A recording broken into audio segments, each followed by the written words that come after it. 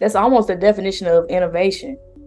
Doing something that Mm. hasn't been done before, going down a path or a road that hasn't been gone down before. But in order to help someone and make someone's life better or to improve something, some sort of pain point that you've had.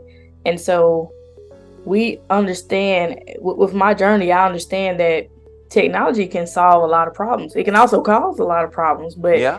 at the very least, do we know how it can help us and how it can encourage us and how it can take us to the next level? Uh,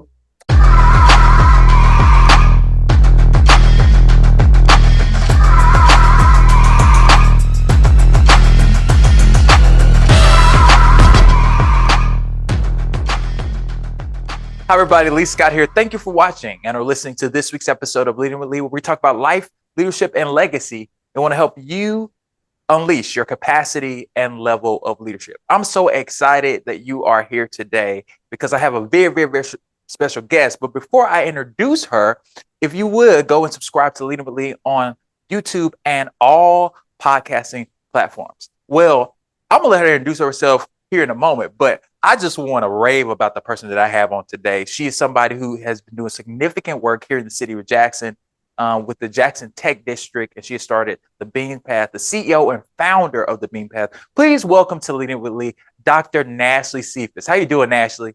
hey, I'm good. How are y'all? Good, good. Well, thank you for coming on and saying yes to doing this. We've been having some conversations over the last year or so about possibly doing this, and so I'm excited that you finally got the time to come on. You're so busy with being half here in Jackson and half in Oh, Atlanta. So, um, Lord. if you Yeah. take a moment just to share a little bit about yourself and what does the Beam Path do in our city? Absolutely. So the Beam Path is a nonprofit. We founded in 2018. We celebrated 5 years, and we help to bridge the tech gap in Mississippi. And so we do this in a few different ways. So we focus on tech classes for youth, tech classes for small businesses, and CTO, Chief Technology Officer help for small businesses and startup founders. We also do several digital literacy classes for everyone from senior citizens all the way down to, K through 12. And Wow. so we also have a maker space, and we have lots of things you can do in the maker space, like 3D printing. You can do laser cutting, you can do woodworking, you can do sewing and embroidery. So we teach the full gamut of STEAM, science, technology, engineering, art, and math. And we're hoping to scale up even more in the next 5 years. Well, that's awesome, actually. When I saw you come into the scene, I was still living in Oklahoma, and I saw the press releases of stuff that you were about to do in our city, and I was like, oh, Jackson needs this. Jackson needs somebody that was motivated to come and start something here. And so I'm so excited that you are doing this work and committed to this work for the long haul. I kind of wanted to talk to you about this because obviously we're going to talk about tech today quite a bit, but I want to know more about you. Like, what drew you to the space? Why did Nashlie say, you know what, I want to go and be an engineer and, maybe someday I'll start something in Jackson in my hometown. Right. Yeah, it's a little bit of a, because I always tell people I never thought I would be where I am today. I just never I'm already past my biggest dreams. And so, Wow. trying to learn how Wow. to dream bigger. Yeah. But this is, I joke, I kind of tell people I just thought I would have a regular life, like regular 9 to 5 and, Hmm. family and, just be a regular person. But, God had a different plan. And so I finished my undergrad in computer engineering at Mississippi State. Um, Hell I went State. on, yep. I went on to Georgia Tech in Atlanta, got my PhD there.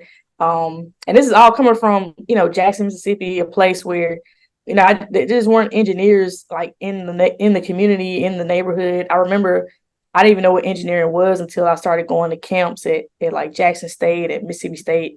My eighth grade teacher sent me to an engineering camp that changed the game for me. Wow. I played music. I was a pianist, actually. I played a few instruments and percussion in the church, in the marching band, the concert band, even at school. And I thought I was gonna major in music, Hmm. so I was gearing up. I had actually scholarships lined up. And I always knew that, this engineering thing could take off. So I said, you know what, let me give that a try. Seems a little scary and a little uncharted territory, but Yeah. I felt like that was ultimately gonna be the best decision for me. And I could always go back and play music. I even through school, like I always played consistently either at a church or in a band or something Yeah. like that. And so that's what I did. I majored in computer engineering. Had no idea what I was getting into, but we figured it out, and I ended up being pretty successful. Had a tech startup company called Park Pick that I was the chief technology officer for, and we ended up selling that company to Amazon, which is Wow. crazy. It's like I like to put it in football terms, like winning the Super Bowl your rookie season. So it was crazy. That's a whole nother story. But Wow. I basically at that point, that was when I knew, because at that point I also joined Amazon, and since I've launched several products and been an expert AI science and AI for almost over 7 years Wow. now at that company, and even before that at other companies. And so I just knew that at that point when we sold the company, I had enough capital to come back and do all the things that I wanted to do. Because in Jackson, it's like everybody's like, you know what, we need this or we need that. If I Yep. won the lottery, I would do this. If I won, well, it's like I actually kind of won the lottery. I mean, not big money, but I had Oh enough to no, do yeah. something. And so I was like, okay, so all this stuff that I've been wanting to do, I could finally do it. Um, and that's when we started the Bean Path. So Yeah, yeah. Nashlie, one thing that I think is important for people to understand, even about your story, and you getting to this point, is that like it takes a lot of courage to just make a lateral move like that, right? Like you were like, okay, I started this company, I started this thing, I invested this way because I thought it was important, and I thought I was going to do one thing, but I ended up doing something else because I got an opportunity. But I did not know that in that process I was going to be exposed to some things that really was transformative. And I think there's a lot to be encouraged by just in what you just said. Like you did not know that you'll be put in a position where you will be opening doors for thousands of people in a community where you and I know we're both Jacksonians. We grew up here. We went to the same high school. We both are Mustangs. No disrespect to anybody else in the city of yeah, Jackson, but we're gonna be quite clear that yeah, that Murrah High School is where it's at. Uh, it is. It really is though. Yeah. yes, yes. But we want to make. But the biggest thing is people understanding. Like it takes it takes a lot of courage and a lot of a desire to say, you know what, I'm going to go start something and something at this scale. It made me think about something because you mentioned about engineering camps and different things like that with teachers and individuals who kind of steered you that way. What are some things that you think about as it relates to that? Like, how important is it for individuals to have people that will encourage them to pursue things that might be unusual for them? What are your thoughts about that?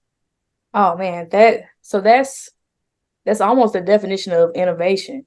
Doing something that Mm, hasn't been done before, going down a path or a road that hasn't been gone down before. But in order to help someone and make someone's life better or to improve something, some sort of pain point that you've had. And so we understand with my journey, I understand that technology can solve a lot of problems. It can also cause a lot of problems, but yeah.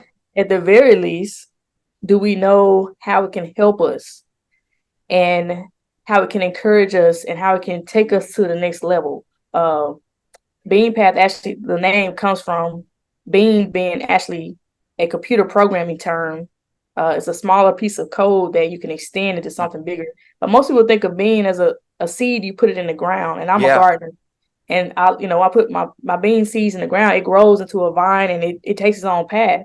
And so we're helping people find their way, their pathway with technology, with these tech tools.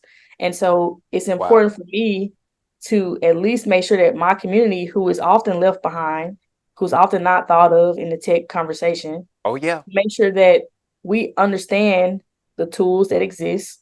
We know what's feasible, what's not feasible. We know what to look out for, Yeah. all the limitations and the ways it could go wrong. But ultimately, taking all that information and making it work for us. Yeah. And so that when you have that and you're trying to solve a problem, engineers solve problems, everyday people can solve problems too once they have this information. And that just helps them move on to the next step. Whereas before, we're just kind of stuck saying, oh yeah, if I won the lottery, I would do this. Yeah. And now I'm like, well, you don't have to win the lottery. You can Oh do it. yeah. Especially we talked about generative AI in one of our classes earlier this week. The tools are more accessible now, more than ever. And people who don't even have tech backgrounds are creating AI companies, creating products and tools. And you'd be surprised where that will take you.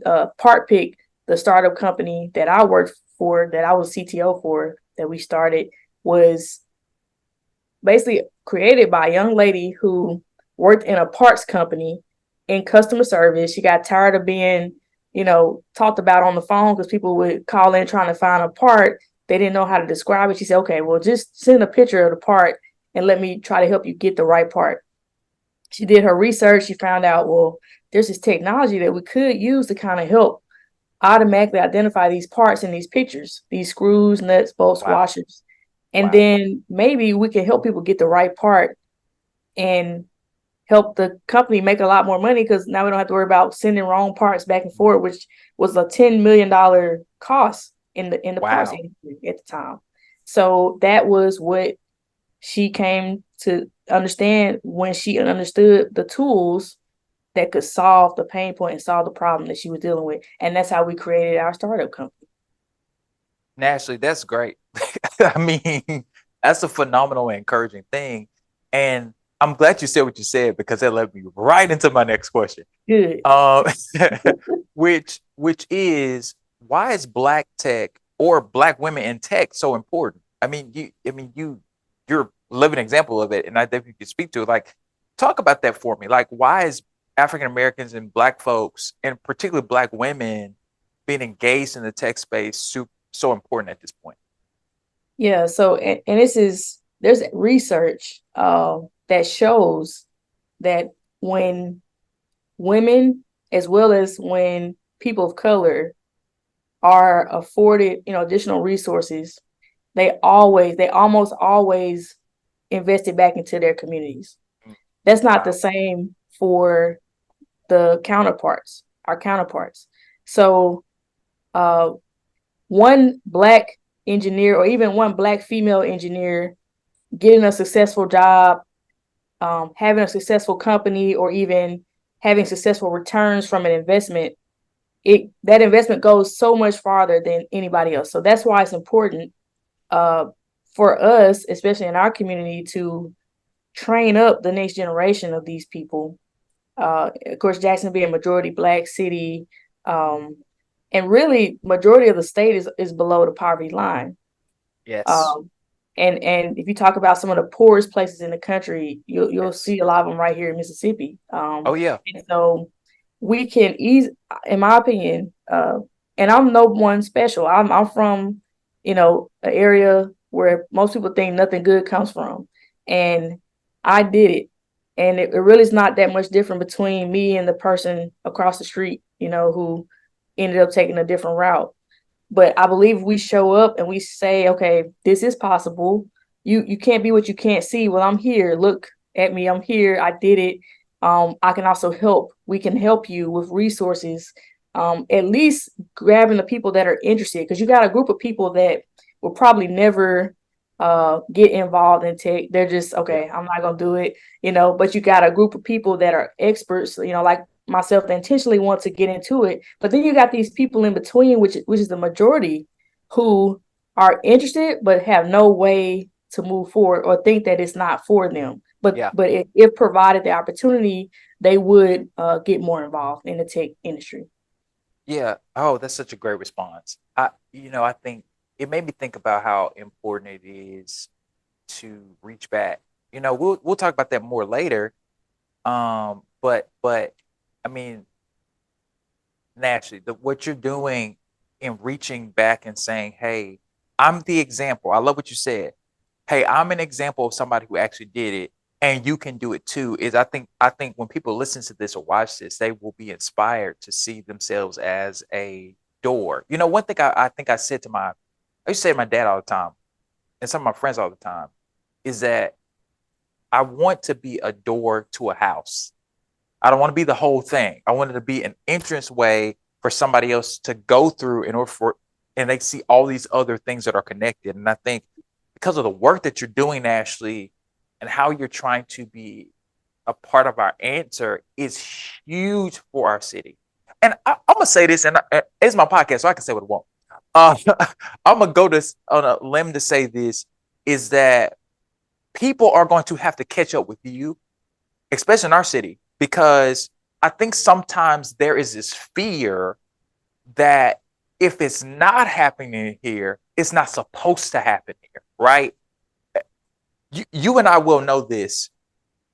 We hear conversations about, oh, stuff happened in Atlanta. People are like, oh yeah, what? But that's Atlanta. But I shared on the episode a while back that like Atlanta had to become Atlanta. Like it wasn't always that way. LA had to become LA.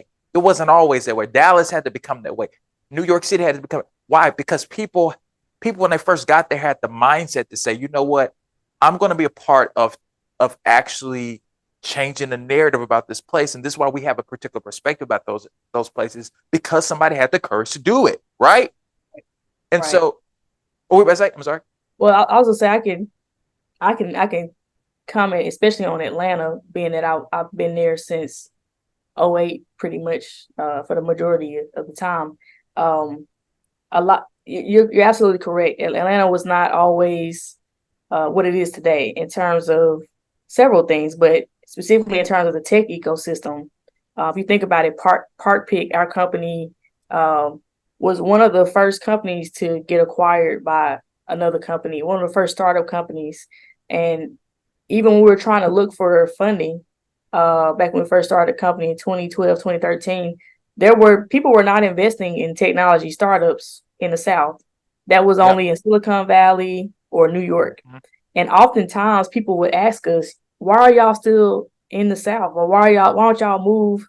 If you move here, yeah, we'll invest. But we were Wow. very adamant about staying in the South, in the Southeast. We believed that eventually we could get there. We did have one investor that was actually from Atlanta.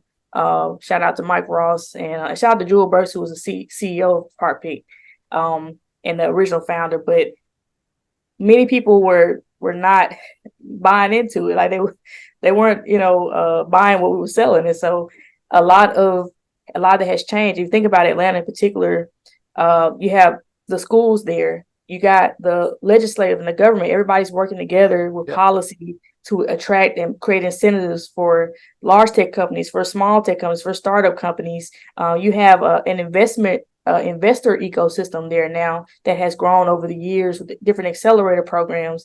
You have a lot more K through 12 STEAM programs in that Wow. area, and not that it's perfect, but there's just a lot more momentum than you have in a lot of other places, and all those things working together. That's what helps move your city forward. It can never be just a one person, one silo. We are It's at the Bean Path very adamant about being community centered and community focused. We have later phases on the real estate development project that includes housing, it includes retail, it includes Wow. event space, it includes Wow. green space and amenities. And this is all important because that's what gets the people out. And Yes. so we can't just do this on our own in silos. Yeah. I mean, naturally, that this could be the whole conversation. If we stop talking literally right now, that could be the whole conversation because you're exactly right. It is amazing to me, and and I know we got to move ahead. We got other stuff to talk about, but I'm gonna say this real quick. It is amazing to me that we look so much downward and are so focused on what we're doing that we don't look up enough to realize, oh, we have allies. Like Yeah. you don't have to do it alone now. Like, you do not have to go at it alone. You don't have to try to knock down the whole thing by yourself. You know, I've said this so many times, probably in the last few weeks, is that our collaborative relationships are so important, because one of the things that I think we struggle with, especially in our conversations as it relates to what we're trying to do, everybody's so busy trying to seek the credit that they forget that you'll get the results, or you'll get credit for just being a part of it. Like, you don't have to have all the credit. Like, you being a part actually will get you credit, right? And I think it's so helpful to see that you, even in your efforts to try to start Beam Path and just thinking about it from a macro level in your efforts, you all are thinking about, hey, how can we work with other people? How can we engage other systems? How can we engage other thought leaders to be a part of this thing? Because let's be clear, Atlanta is real Black like Jackson. Okay. Yeah. We have an example of another Black city that is the state capital that is thriving and been successful. There we see it in Birmingham. We see it in other parts of the country. It is possible here, but we have to be determined to say, you know what, we're not going to sit back and wait for people to give us permission to do this. Let's go out and be proactive. And there are people that are doing that, right? There are people that are doing that, but what we need to work at is trying to get to a place where we actually see each other. We're like, oh yeah, you're doing this. Oh, we don't have to create a program. Let's come work with Nashlie. Let's come work with these people. Let's come work with these people. And we can all pull our resources together to get things done. Absolutely. And be effective. Which leads me to my next question. I mean, you know, I know you have already kind of answered this question, but why the Jackson Tech District? Why the Tech District in Nashlie? Why would you do this? Why here in Jackson? Why would you waste your time? You could have stayed in Atlanta, minding your business, doing something else, but you just decided to come and do this at your hometown. Yeah. I ask myself that often, but look, this is the place where I knew that I would have the greatest impact. Yeah. And so, you know, again, as an engineer, I'm always looking at the numbers here, you know, what you put in versus what you get out. And what we put in, you know, is minute compared to what we can get out if we all work together and make this thing successful. And I knew that it was very much so needed, because I know there's more Nashlies out there in Shady Oaks and Verdant Addition, on the north side, in South Jackson, you know, all those places, in the Queens, you know, West Jackson, all those places. We got to figure out how to get those people out, because who else is coming back and investing in Jackson other than the people who are from here, who have the means to do so. Right. And the people that are investing in Jackson that are not as invested in the community or don't have ties, they're looking, I guarantee you, they're looking to get a quick return, and then they're gone. Yep. And then we start this process all over again. Yep. So I think investing in the people at a younger age is key, but also bringing people back who left, who have the same mindset. A lot of people go, they're successful, they figure out what they want to do, they learn a lot. I mean, it's okay to leave home and come back, you know, and that both did expertise. Yes. That expertise, that knowledge you gain, the network that you gain, that you were not necessarily able to get that here in the state or in the city, that is all needed in order to help us move forward. And so I see this whole pipeline, this whole ecosystem playing out, and I wanted to be a part of that. And I thought that tech was the way to do it, because whether you're red or blue, whether you're Republican, Democrat, whether you're rich or poor, everybody needs technology. Yes, we do. Everybody needs to be able to use it. And if you use it correctly, it can help you turn green. And so everybody understands that concept. That's something I don't have to sell. And so that was what brought it all together.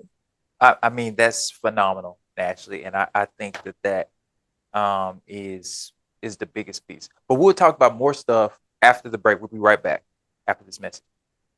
Hi, everybody. Lee here, and I want to give some information to you. Do you need someone to host an event or come and speak at your event? You can now book yours truly. Book me for your event by visiting www.leeascott.com. I am so excited to connect with you and do work with you. Much love, and let's get started. Well, thank you if you're still back for coming back after the break. And I'm here with Nashlie Sephus. This has been a really great conversation about technology and how we can make a difference in our communities here in our city. But Nashlie, we were talking a little bit earlier about just tech in general in our cities and our communities, and even Black tech, things like that. And you made a mention of something that it made me think about this question that I had written down. As far as like trend lines, you kind of mentioned something about trend lines. What are some of the things that you're seeing as far as trends, particularly in the tech space, that people should be preparing for and responding to here soon? Yes. So if you haven't heard about AI, or we call generative AI, you must not watch the news or be on any type of, definitely under the rock somewhere. But let me just say that it has really taken off as of this year, especially late last year, early this year. Oh yeah. You've heard of ChatGPT and all these things, several other tools that basically mimic what a human does, that's what AI is. The only difference is the interface makes it much more easier for someone who's not in tech to use this technology, which is great when you think about it. But there are some cons, just like there are pros and cons with everything. Right.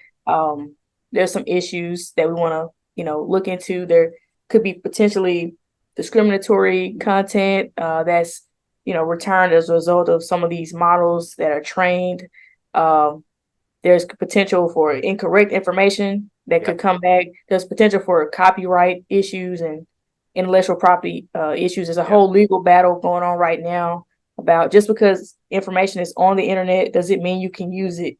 Does it mean you can train an AI model on it? Does it mean that if Snoop Dogg, if you're saying, hey, I want to create this in the voice of Snoop Dogg, I want to create this painting in the style of Andy Warhol, and it actually does it, does that, Snoop Dogg said, well, hey, I should get some money for that because you're using my voice.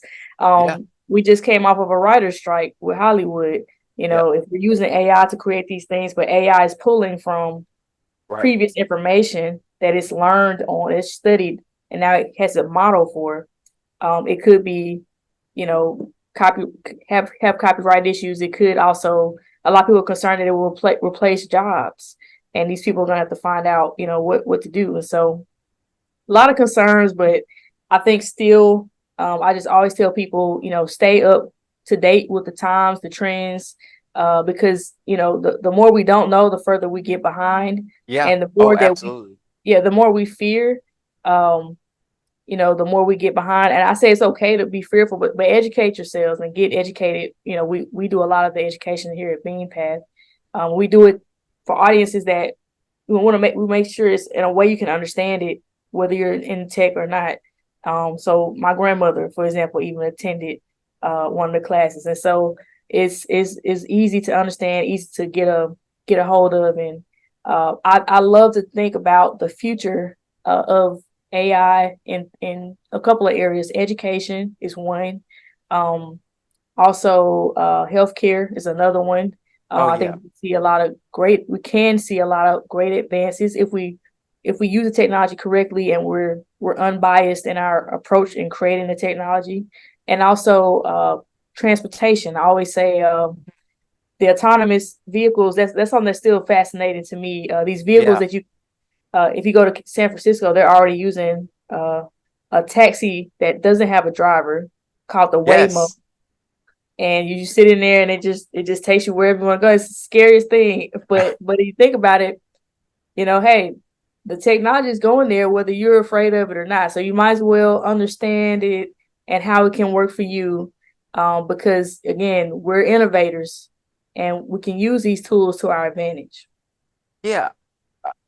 That made me think about something that I think and I would love to get your opinion about this, is, you spoke to people's fears and spoke to the fact that there are individuals who are skeptical. Like like being skeptical is not necessarily inherently a bad thing. Like that's probably a good thing, right? Mhm. But there are individuals who, frankly, don't know how to respond or be proactive. What are your thoughts about people trying to figure out how to learn more about AI? Will it replace them in their jobs? Like, how is that going to affect the job market? How is it going to affect them and their ability to retool themselves? Like, what are some of your thoughts about that? Yeah. And because you're right, like healthcare, all those things, like it's happening. This is not something that's going to happen. It's literally happening right now as we speak. But how do we, position ourselves to respond in the right way? Yeah, and that's a good question because it's not one size fits all. So there Yeah. are different groups. So if I were talking to our youth, K through 12, I would say, the tools are amazing, but we don't want this. We still want you to learn the fundamentals, but use this as a supplementary tool. So when I was in Yeah. school, I'm not gonna lie, I used to read Cliff Notes because I didn't read every single book. Didn't we all? We Did had the not Cliff read the Notes, book. we had the Spark Note, we had whatever kind of notes. Yes, we Okay. did. And so Check. I think and don't let kids fool you. They are definitely using this technology for stuff to help with their homework, to help with even college students. There's articles that show people were using it to write their thesis papers, and it's just amazing what people will come up with as far as use cases. But I also think that we shouldn't ban the technology from our youth because they need to know it, because they're the future. They're going to need to know about these tools. So just finding ways to supplement that, supplement the traditional learning fundamentals with the technology and encouraging them instead of discouraging them. And I think if I were talking to business owners, sorry, if I were talking to business owners, I would tell them, definitely look at how you can utilize this technology for your marketing. That's the number one use for it right now. Even just to brainstorm ideas with you, because you think about it, it's really can be thought of as a big search engine, like Google. The same way we use Google.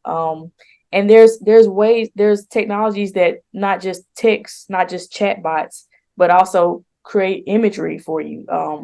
I used it the other day, one of the tools to create a picture for a flyer that we were creating. And there was very low risk in terms of copyright issues there, especially for what we were using it for. People have also used it to write movie scripts. There's something called Midjourney, Dolly, GenCraft AI, GeneCraft AI, and all these tools can be used to put together and create content, or at least help you brainstorm new content.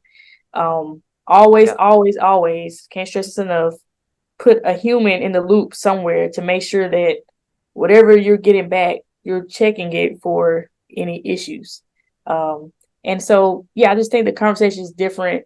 For those who, some of these jobs it's replacing should be jobs that we shouldn't really, want anyway. Some of these jobs, like I was in a drive-through, fast food restaurant drive-through, and I pulled up and the AI started talking to me, and I was like, oh, okay, this is not a real person. It got my order correct. It was easy. I was counting out numbers. Like, okay, I want number one, I want number two. It showed my total. Wow. And by the time I went there and I got my order, they were handing it out the window. Wow. And I was like, that's the best experience in the drive-thru I ever had. I was like, nobody had an attitude. I didn't have to wait 5 minutes for somebody to pick up the line. And I'm just like, now I actually think this is a good use case. And I don't really It might mind be. that we're replacing that person. Maybe get that person some other training to do something else. but I'll also like think about it is it's not just replacing, it's replacing some jobs, but it's creating new jobs too. Yeah. So it's our responsibility as adults, as corporations, as educational institutions, even on a collegiate level, to train up people in these new jobs. And that is something I don't think is happening fast enough. But we're hoping to help be a solution to that too. And that's a great point, because you know we yeah, I'm gonna come from Mississippi for 2 seconds. We have actively been engaged in this effort to not prioritize the value of education, in the sense that we're preparing the workforce to go out into the world and actually be a contributor to our society here in our state immediately, because there has been several rhetoric, and I know we have an election coming up in like a week or so when this episode comes out, but there have been efforts and what people have been saying as it relates to education or relates to what people go to school for, that does not represent what we need to be talking about as it relates to this issue. Because to your point, Nashlie, if we spent all of our time investing in programs that mattered, spent all of our time investing in resources for schools, whether it be K through 12 schools, whether it be colleges, universities, like Mississippi has, most people don't realize this or know this, but Mississippi has one of the best community college circuits in the country.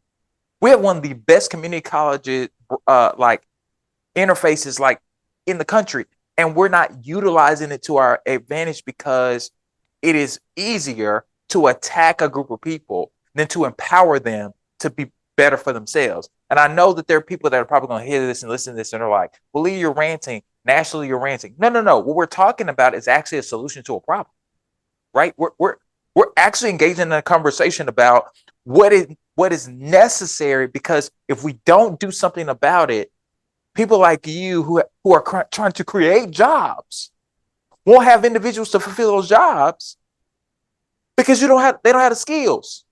Yeah. And we don't want to perpetuate this type of problem. And so, that's a whole nother podcast for another day, Nashlie. Yeah. You one of our metrics is to create over 1,000 jobs in Mississippi with this entire project that we're doing. It's a long-term 7+ year project, but we want to create those jobs that are here to stay and that are sustainable and that are higher paid and that are also bringing jobs to Mississippi. Yes. And stopping the brain drain. So that is one of our goals, one of our metrics that we're tracking with this project. And of course, looking at it as a broad ecosystem. Yes. Are we helping larger corporations come? Are we showing them that we do have a tech workforce that they can hire people from, and not just here, but a lot of what we do in technology is remote.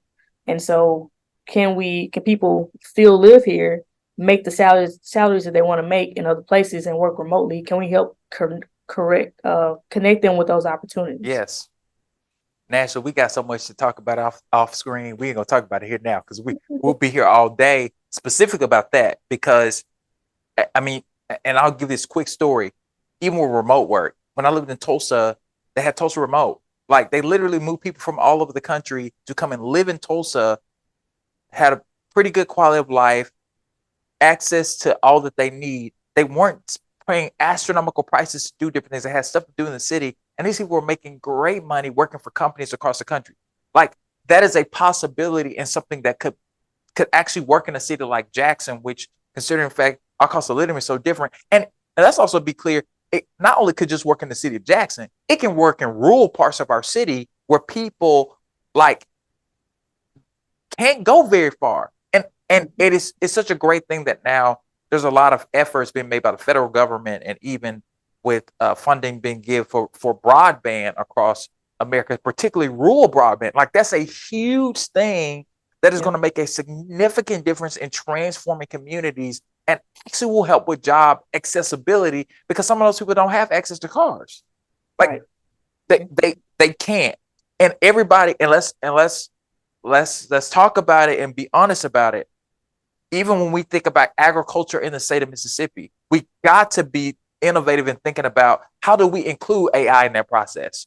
How do we include technology in that process? How do we get this industry that has been a backbone of what we've been doing in our state to evolve and know how to be sustainable? Hey, how do we help farmers consider aeroponics and aquaponic farming, right? Like, how do we talk to them about these other ways of them doing what they do, and that is sustainable because of all these things that are happening in the world? These are questions and things that we have to answer, and I think, it's important for us to be ambitious and have desire to do that work. And I think, and this is why I admire you so much, Nashlie. You had the courage. You literally had the courage to start something that, like, people were like, nah, but it ain't gonna happen here. You've heard it so many times. I know we got to move on, but you've heard it so many times from people our age saying stuff like, bro, we got to move to Atlanta. We got to move to Dallas. We got to move to Houston. We got to move to Chicago. We got to move to, like, we have trafficked in that. Yeah. And it's like, y'all, I have no issue with you if you do it, but you got to recognize that can happen here, And so I know we got to move on because Nashlie, I could stay on that one. That right there, I could stay on that all day because that right there gets me fired up because I think it's possible here. So I got 3 more questions for you. I'm gonna get you out of here, and I know you're a busy woman. And I'm so grateful that you gave me your time, Nashlie. I really, really am. And so, thank you for coming on. So, one thing that I think is super important is investing. I know that you're doing a lot through the Being Path, but what are, in some other ways, how are you investing in yourself? Like, what are some things that you're reading? Like, what are some things that you're listening to? How are you working on personal growth and development right now? Yeah, so I I I guess outside of the Bean Path, I advise several startup companies. Some of them I'm a formal advisor for. Some of them I'm not. I'm more informal, just trying to help. When I see something that I know has potential, I try my best to just help them, get to the next step. I get rewarded, a good feeling from doing that, and also, again, it helps play into the impact that we're trying to create. And that's people all over the world. Wow. And so I also, self-care is very important. So I try to, do my exercise. I have a personal trainer. I exercise with. I really love, figuring out new ways to eat healthy, and surprise myself sometimes, and just understanding how much food is fuel. What you put in your body that helps how your day is gonna go. Oh yeah. And so it's really important, and something I wish I would have learned earlier in life, or had access to that type of information. And I think that as far as books, I try to read. I'm more of an audible person, because I'm always on the go, on the flight or driving or whatever. But I need to be an audible person. Well, I wish I had taught us it, but I love. Let's see, the last book I read was on there. Actually, T.D. Jakes' Disruptive Thinking is actually really good. Isn't it good? And I'll say this because I usually, and no offense to Bishop Jakes and his whole team, I usually don't really get into his books, but this one, I really appreciated his candidacy and how he did a lot of his business deals. And he speaks about them from his perspective as a Christian, and also just in the world, because a lot of times as Christians we work with people who are not Christians all the time, and that's okay. If for a job, I'm gonna hire you to do a job. I want you to do the job, and he talks about that very candidly.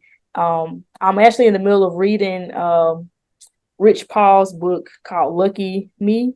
Oh wow! And he was actually originally was like LeBron James' agent, and a lot of other, like, this guy's success story from rags to riches success story is amazing. And so I like reading books like that because I relate a lot to those. There's a podcast I can't remember the name of it now, but it basically talks about being the one in your family who quote unquote made Yeah. it, and what that does to you as Oh different things yeah. that are put on you. Oh And yeah. even and made it is relative, right? People, that's Yes. relative, but I'm pretty sure a lot of people can relate to being the one in your family that everybody leans on, everybody depends on, Hmm. everybody looks up to, and trying to carry that and make sure that you know uh try to disappoint people. You try to help bring other people up, and it's somewhat of a tax. They talk about the black tax all the time. Myself versus my colleague, who an Indian woman or a Caucasian male at the same level would not have to deal with as much. And so, and Wow. not saying that I don't want to or want to. It's different. It comes with different things, but it is the fact of the matter that I just have more to deal with than the person who's my counterpart. Yeah. So I like to look into things like that, and I love roller skating. Man, we roller skate almost every week. Whether That's I'm in great. Atlanta or in Mississippi or even in my garage, I will get out there, and I love gardening, and so it just really helps with just peace of mind. That's great. That's great. I mean, all of that is great, Nashlie. I'm mentally taking notes like, oh yeah, I need to get a hobby. Uh, Yes, uh, you do. yeah, I But need to get you a probably hobby. got a bunch of them though. Well, not as many as I need to be consistent in. And it's funny you're talking about books. I have a lot of physical books. Mhm.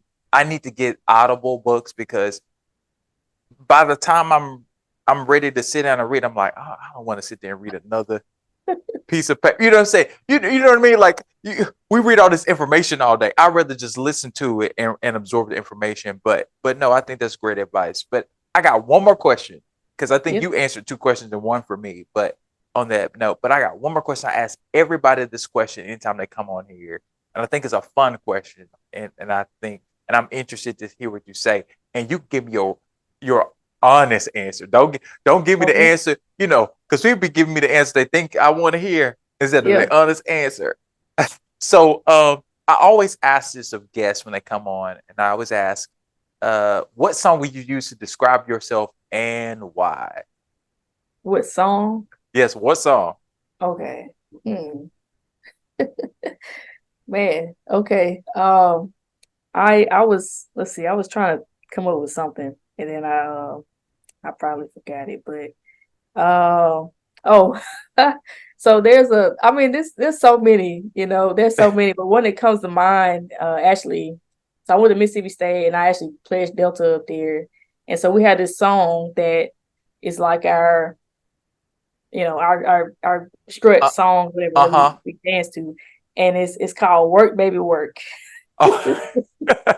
And it's Quad City DJs, but same people that sang, Tootsie Roll and all those type of songs. That Uh type of song, and is Work Baby Work, and it's I've never been a stranger to hard work. Rolling up my sleeves. When we first acquired the property, I was out there mowing the yard, yeah. picking up tires, picking up paper.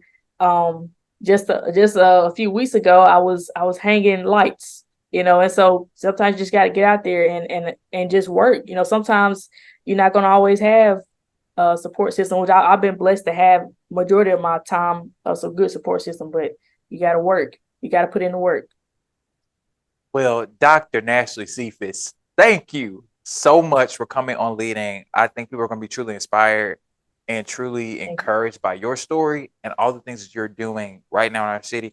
And also, I generally don't do this, but how can people find out more about the Bean Path and how to get connected to what you all are doing? Yeah. So you can follow us on all socials at The Bean Path, BEANPATH, so THE, The Bean Path. Our website is beanpath.org, and you can sign up for our newsletter there. We have mailings that come out regularly. We're also on LinkedIn, and so if you want to connect with us directly, send us an email, info@thebeanpath.org, and we'll be happy to help you. We take looking forward to getting more volunteers, people who want to give tech tech talks or interested in teaching in classes in our makerspace, course donations. So we love to partner with you in one way or another. All right, Nashlie, thank you so much for coming on. It was so great to have you on finally. Thank you. Thank you for having me. Thank you for watching and or listening to this week's episode of Leading with Lee. If you have not done it yet, subscribe on YouTube and all podcasting platforms. If you want to get more information and connect with me, visit me at www.leeascott.com or follow me on Facebook, Instagram, and Twitter at Lee A. Scott II or Lee A. Scott II. So, thank you for watching. Much love, and let's get started.